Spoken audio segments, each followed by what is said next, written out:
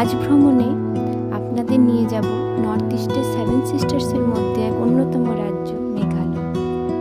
অপূর্ব সুন্দর মেঘালয়, চারিদিকে সবুজে মোড়া, মুক্ত বাতাসে। এখানে এলেই বোঝা যায় প্রকৃতি আমাদের কত কিছুই না দিয়েছে।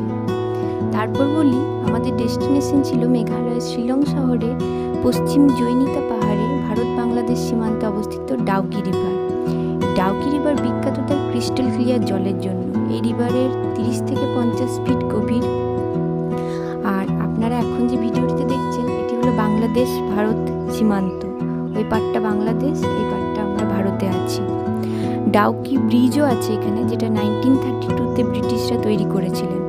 এই ডাউকি রিভারের নৌকা ভ্রমণের অভিজ্ঞতা আমাদের খুবই সুন্দর ছিল।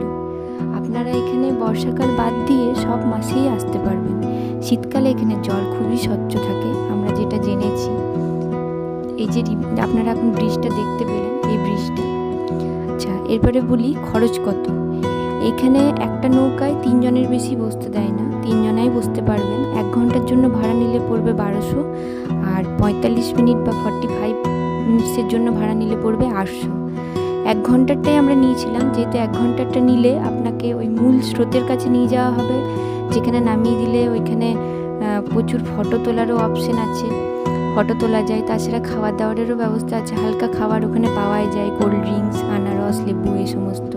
আপনারা একটু রিফ্রেশ হয়ে নিতে পারবেন ওই জায়গায়। ওখান থেকে মূল স্রোতটা দেখে আমরা আবার যেখান থেকে জার্নি শুরু করেছিলাম নৌকার, সেখানে এসে আবার পৌঁছালাম। এবারে বলি কিভাবে যাবেন। প্রথমে আপনারা চলে আসুন গৌহাটি। গৌহাটি থেকে আপনারা বাসে চলে যেতে পারেন শিলং। তাছাড়া শেয়ার ক্যাবে, অটোতে চলে যেতে পারেন। এছাড়া আপনারা যদি চান পার্সোনাল গাড়ি তো আছেই, গাড়িতেও চলে যেতে পারবেন।